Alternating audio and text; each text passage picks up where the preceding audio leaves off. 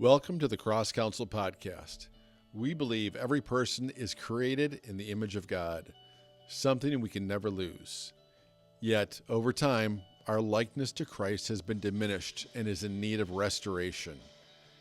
Each episode offers information that invites you toward transformation, leading to formation in Christ. But lasting change happens when you personally engage with our ministry and experience the melt process, where God renews the mind, heals the heart, and restores hope. Together, though none of us has arrived, we're discovering what it means to be fully alive in Him, immediate help, lasting hope, and changing generations. This episode is a special one. I sat down with Hannah, someone whose story beautifully captures both heartbreak and hope, and how God continues to meet her in every season of life. Before we start, I just want to pause and say thank you. Everything we do at CrossCounsel, the sessions, the classes, the mentoring, and even this podcast, is made possible because of people who believe in what God is doing through this ministry. If you haven't already, take a minute to visit CrossCounsel.com. It's not just a place to give. It's a great way to see who we are and why we exist. You'll also see something we've recently started called the 100 Club. That's a group of people committed to giving a minimum of $100 a month to help sustain and expand the ministry. We're currently at around 40 people, and our goal is to reach 100. These are the people who make it possible for us to continue bringing immediate help, lasting hope, and transformation that changes generations. So again, thank you for being part of this journey. Hannah and I talk about where life finds her now, her home, her family, and how God has been shaping her in the middle of it all. She opened up about how her family story, which carries both deep love and deep heartbreak, and shared about the unexpected passing of her dad last year, a miraculous story that's incredibly sad and yet filled with glimpses of God's grace. We talked about how she first encountered CrossCounsel and what that experience was like, how it surprised her and deeply impacted her relationship with God. She shared what it was like to be part of our training community back in the day, and how relationships grew out of that season, and how being a part of the Monday night Zoom community has given her front row seats to what God is doing in others' lives. She goes into detail regarding some very disturbing and distressing family issues, and how, even in the midst of absolute brokenness, the Lord has continued to be faithful. We're here with Hannah Erickson. Welcome, Hannah. Hi, Steve. I still have to stumble, no disrespect to your husband. I know you've been married for a dozen years or so, but it's always been Hannah Humbach. Like, what a great flow to that name. Was that hard to give I up? agree. Yes. Rolls off the tongue. It does. Yeah. And my daughter that was the only sad thing. Maybe she had other sad things, but she said giving up her name, her last name, is kind of tough. So Yep. I still wrote my maiden name on checks, I think, years after I was married. Catch myself. Takes some getting used to. yeah, what guys don't have to deal with. So, Right. yeah. So tell us about your life. Where are you at right now? What are you up to? Well, I live in Dubuque, Iowa, and we moved here almost 4 years ago. It's coming up on 4 years Wow. in December. When we moved here, I had a 2-year-old son, and now he's 6 and he's in first grade, and I have an almost 2-year-old daughter. So life is pretty wild. It's pretty crazy with 2 kiddos in the house. I don't know how my parents did it raising 5. So 2's enough for me, but they are a blessing and a lot of fun. That's cool. Yeah, a lot of energy in that house. Yes, especially the 2-year-old. I thought Daxton was pretty crazy when he was a toddler, boy, high energy. She's turning out to be a little bit more. Like, she's riding her bike, standing on it already. Wow. On her scooter all the time, climbing on the furniture. She's a wild, wild woman. Reminds me of somebody. I guess, yeah, you get what you dish out. Or what's the Yeah. So, yeah, skipping ahead in your story just now as a as a wife and a mom, how have you seen what you've gone through at CrossCounsel having an impact in your life? It's been incredibly valuable. I would say it saved my life. Mm, Just coming from when I first walked in the doors of mm, CrossCounsel, Steve, I was suicidal. I mm, was mm, very close to taking my life. And Jesus met me and set me free in so many different areas. And so just looking back at where I came from, it brings tears to my eyes. I'm mm, incredibly grateful. mm. And I still have a lot further to go. I mean, we all do. We'll be in this sanctification process until we die. But it's so important to look where you came from and to Mhm. just see where God has brought me and the freedom that I have to raise my kids. And I'm still going after that greater freedom, Mhm. receiving God's truth so that I can parent from a place of peace and rest in Him and not striving.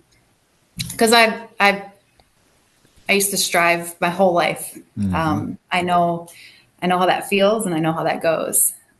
So having Jesus just speak to your identity and tell you who you are, it's incredibly freeing. And I can't wait to see the confidence and the strength that my kids have as they Mm. grow, because of me being more free in those areas, that I have greater strength and confidence. Yeah, it's amazing. We can't relive our childhood. We can't fix or change as far as what happened to us, but we can certainly have the Lord change our perspective on who we are and some of those circumstantial things that have kept us just locked up and hurt so deeply. So if you don't Yeah. mind sharing a little bit, what were things like growing up? So, to my child's perspective, things felt very kind of disorganized and chaotic. I had four brothers. I was the only girl. I have three older and one younger, and we weren't rich by any means. So my dad had to work a lot. My mom was a stay at home mom, and she homeschooled us for a number of years. Eventually, she did go and teach at a private school, Abundant Life Christian School, where I wound up going and graduating from. So we were very solidly middle class, and it was just it felt like there was always a lot going on with Mm. my older teenage brothers and them leaving the home, and they a lot of them got into alternative like drug partying lifestyles, and I just remember feeling very like left behind for one, being one of the youngest girls, but also like I had to somehow make up for everything that was going wrong, and I had to be like the perfect one, and so I was a high achiever. I worked hard. I did sports. I earned good grades, but not really from a place of peace. It was more a place of having to be driven, having to prove my worth, my value. I think just from being raised in a big family like that, it's easy to feel like you're lost and you're not seen. Mhm. But that again, that's a child's perspective. It's not really how things were. And like Mhm. my parents loved me. Mhm. They were solid Christians. They raised me to love Jesus. I Mhm. accepted Jesus when I was 5 years old. I remember Mhm. it being very heartfelt, just like I felt the Spirit convict me of my sin at 5 years old. And I just wanted Jesus to be my savior, to lead me and guide me in life.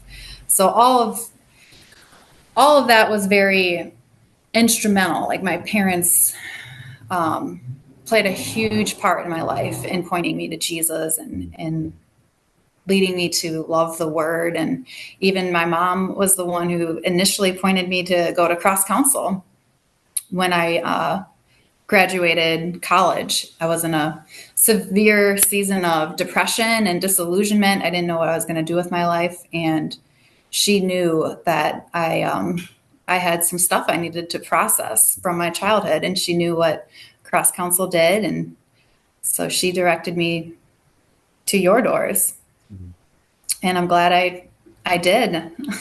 Never looked back. We're glad that happened too. Yeah. Yeah. And again, just to the childhood, some people think it's got to be somebody who was in an alcoholic home or in an abusive place where you saw these horrible, violent things. There's plenty of that out there, but there's other things where we take on things that aren't ours to take on, and we blame ourselves for things we're not even involved in. It goes back to how the mind perceives things, and reality is a very narrow line. And it's much more difficult to draw a perfectly straight line than a crooked one. Anybody can draw a crooked line. So, yeah, and I know you're going to probably hate this, but just to speak to the listeners a little bit more about your striving. I remember doing a college tour with our oldest, and we walked into, I hope I get this right, UW Eau Claire. That's right? Where I went. Yes. Yeah. And if you're aware of this, there was a big poster of you. Yes. In the gym. Like, oh my goodness, that's Hannah. Because I never heard that. I didn't know that you saw that. Oh, really? College visit there. My youngest brother went to Eau Claire for a year, so he was the one that was telling me about that banner. You didn't even know what was up. That's no, hilarious. I did not. Shouldn't I get royalties for that or something? Something like that, because you won nationals, correct? Yeah, my senior year, our cross-country team won nationals. So that's a highlight of my life. That's a pretty cool memory. But I also went to nationals as a individual in track pretty much every year. Yeah. So definitely high performer. I strove to do my best. And I partly bring that up just to say that, wow, some of the lies that we believe help us achieve things. Yes. Which aren't achieving things is a good thing, but when it's driven by that brokenness.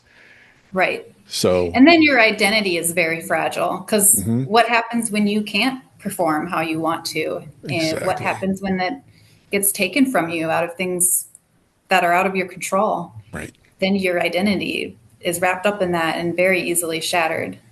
The other thing I wanted to touch base on just here in this introduction is you losing your dad last year unexpectedly. And would you be open to sharing a little bit about your dad's passing? Absolutely. My dad, he was in his mid-70s, so not super old by any means. So we weren't really ready for him to die on us. Who's ever ready? I mean, but his parents lived to mid-90s, so we thought we had a lot of time. We did know that his health was making turns for the worse. He was struggling to breathe at times, especially like when he was exercising or going on walks, walking uphill. And he also was losing a lot of weight. So there were some concerns there. And one afternoon, him and my mom were out for a walk at Governor Nelson State Park. And I guess it was severe enough to finally warrant him to go to the ER, where he couldn't catch his breath. And so at that time, they caught some pretty major blockages in his coronary arteries. And he decided there was talk for years of getting stents placed, but he didn't want to do it. So he finally did in this case, and they were going to put 2 stents in. He got one placed, 1 or 2. And then he was released from the hospital. He was discharged, and about a week later, he was going to go back and get the second procedure done to place another stent in his coronary arteries. Well, in the interim, my dad was always faithful to do prison ministry, and he had this group of guys that he met with every Sunday morning. He did this for years. He did it throughout the pandemic, never stopped going. Everyone else quit going, but he was faithful. So this group of guys loved him, and he went on Sunday morning to go and lead the Bible study and pray with them. And he was leading the end prayer, and mid-prayer, he never finished. He was just gone, praying to God, and then he was ushered into his presence. With his head bowed, he Yeah. You left this Yeah. side. Yeah. So it was sudden. It was shocking. Definitely hard to process, but also a blessing, Mm. just with how, he didn't suffer at all. And we know where he Mhm. is, which is a huge reassurance and comfort. And yeah, no suffering. Right. So, yep. So, all right. Thank you. I love that. It's just such a beautiful testimony of a life well lived, and just that those final moments, just so beautiful. Back to CrossCounsel. Hey, because that's why we do this podcast. Just kidding. But it's not why we do it. So you even volunteered at our office for a season as you were trying to figure things out, and you struck up a relationship with one of the ladies here that was an intern, and you continue to keep that relationship up. Tell us more about that relationship and how it's influenced you. That is absolutely a God thing. And I'm so grateful for just how God arranged our lives to intertwine, and how CrossCounsel is the connecting piece. We initially met training at CrossCounsel, and then we have just, even though our lives have both diverged, we've both moved. We've both have started our families, gotten married since, but we met each other way before all that. And we just struck up this lifelong friendship. It's probably my deepest friendship, because when you do this melt prayer with someone else, and you do it on an ongoing basis for years. I mean, we've been doing this together for 14 years, I want to say, since before we got married. And I just had my 13th anniversary last week. So we feel so connected. Like, our friendship is so deep, and we've walked through life together. And when you get married and when you have kids, I can't believe just the opportunity for you to get triggered, right? Through being married and having kids, and having just God expose those areas in your life that maybe you've buried for a long time, or been able to keep buried. You can't keep it buried anymore when you got the messiness of family life happening around you, and just exposing those beliefs that God wants you to look at. I think that's part of the design of family, to refine you and to get you to look at areas of your faith that you might have some unbelief in still. So it's been incredible to walk with my friend all these years, and to pray together. We try to pray once a week, and we just kind of alternate between who's receiving and who's leading the session.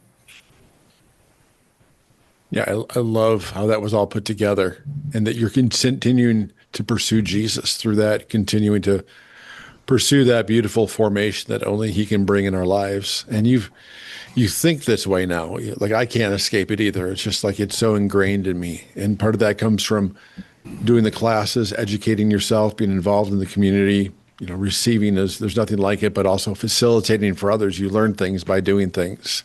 Yes. So as we just kind of shift to what's happening in our online community, how's that been for you? It's been amazing. Just the connection piece. We are a group of people that most of us haven't met like ever in real life, but here we are meeting faithfully every week. And when you do something like transformational prayer, you are bearing your soul to each other. So you get to know these people in a way that you don't get to know other people with a normal, like, social interaction that you would normally have on a day-to-day basis with other people. Like, here you're seeing what is inside people's hearts.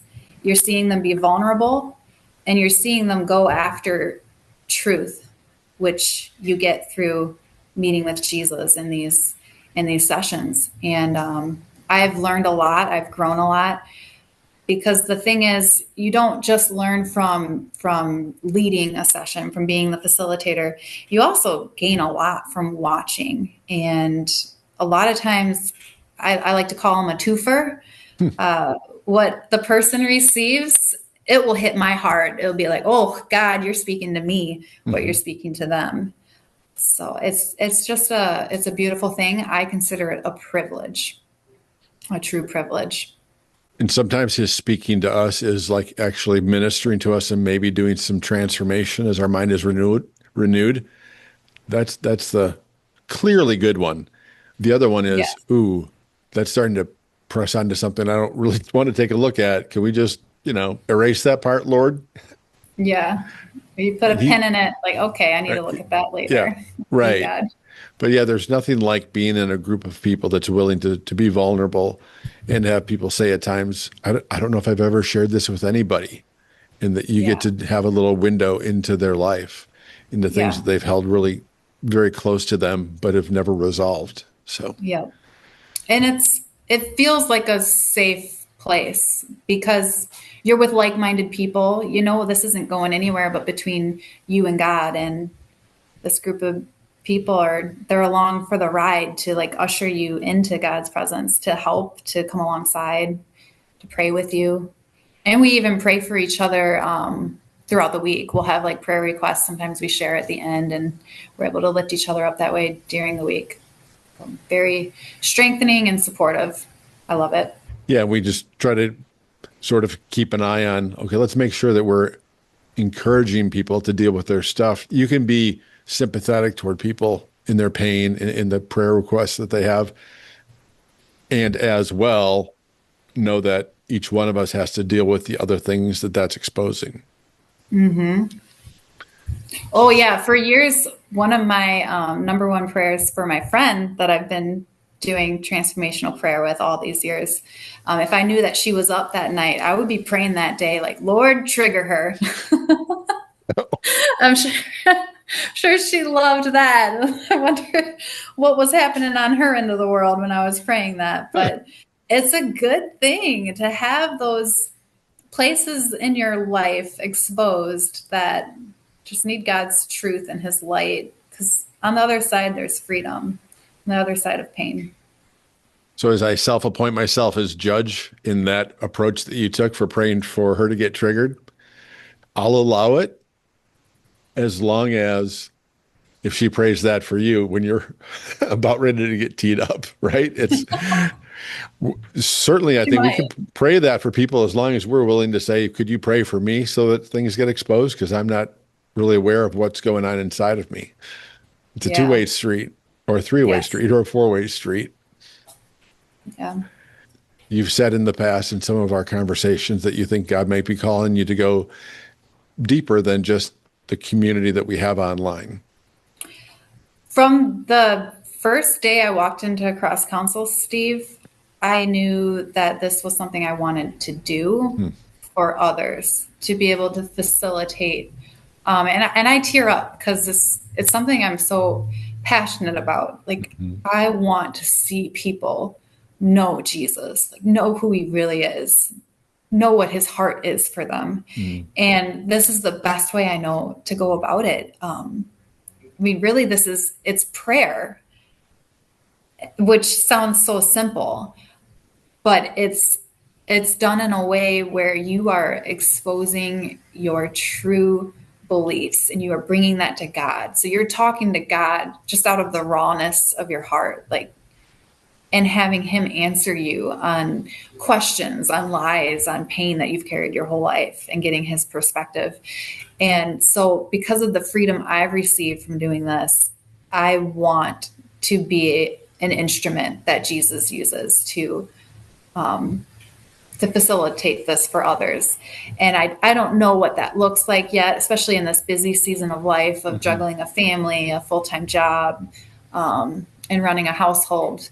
But it's definitely on my radar, and I'm keeping it on my radar. And I've got a community of people to bounce ideas off of, and you clearly to give me some advice how I can get that started and rolling here and how to keep it going. But I think that starts small. Like, God takes it from there, right? Mhm. Just takes a seed.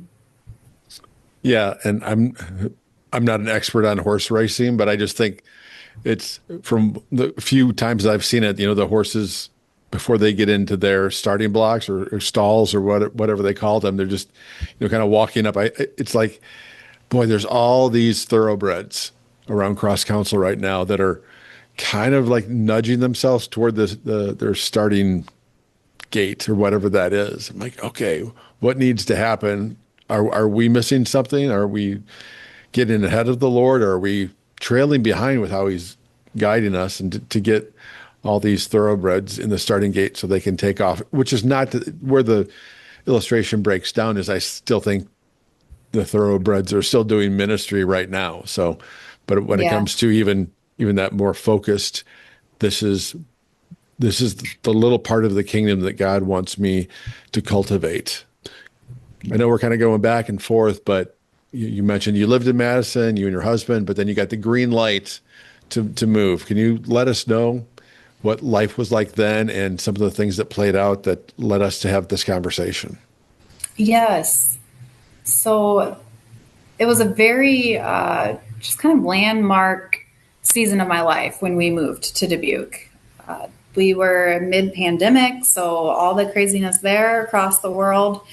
And there were just a number of things going on in Madison where Dwayne and we both felt, all right, if we're going to move, this is the time. Let's go for it. And so we put our house on the market and it sold in a matter of weeks. I found a job in Dubuque pretty much right away. So everything, like, God was leading. I would say the biggest reason, though, like why I wanted to move personally is it felt like I was slowly dying inside, watching what was playing out in my brother's life at the time. So I'll change his name here just to respect his privacy. We'll call him Jay, but the brother who is closest in age to me, he's 4 years older than me. He got released from prison right around that time, like when COVID-19 was in full force and we had the shutdowns going on. He was released after serving 10 years in prison and pretty much immediately fell right back into the lifestyle of drug addiction, starting with cocaine and then moving on to methamphetamine. And my oldest brother, we'll call him Matt, he lived with him for a while. And he says it was like living in hell. It was a drug house, people coming and leaving, needles all over the place, just trashed. And I will never forget it. There was one night, so to back up, I was staying at my parents' house after we sold our house in Madison. And then we had about a month before we could get into the house in Dubuque. And I also was finishing up my job at Meriter Hospital at that time. So I was at my parents' house and my brother Matt came in one night, my oldest brother, and I'll never forget the look on his face. He was wide-eyed. He said, "Hannah, I just very nearly witnessed our younger brother die," and I'll call him K. So he had gotten some cocaine from my brother Jay, one of his drug dealers, and it was laced with fentanyl, and so he overdosed. And the only reason that he's still with us was home at that time. He could hear my brother Jay talking to his friend, like, "Hey, let's get him into the bathtub." And Nate heard that, and he was like, "What's going on in here?" He busted into the room, and he could see that Kay's lips had turned all blue. He immediately called an ambulance, and we got him revived, and he's back with us. So that was right before I moved to Dubuque. I'm so sorry to have to cut it off there, but for time's sake, we're going to pause and pick this up next week. There's much more to Hannah's story, and I can't wait for you to hear the rest of it. So join us again next week for the conclusion of this conversation. Thank you for listening to the CrossCounsel podcast. We invite you to visit CrossCounsel.com to learn more about genuine healing and becoming a more useful instrument in God's kingdom purposes. Be sure to like, subscribe, rate, and share this podcast. It helps others discover the same potential for hope and healing found only in Jesus. Again, thank you for listening.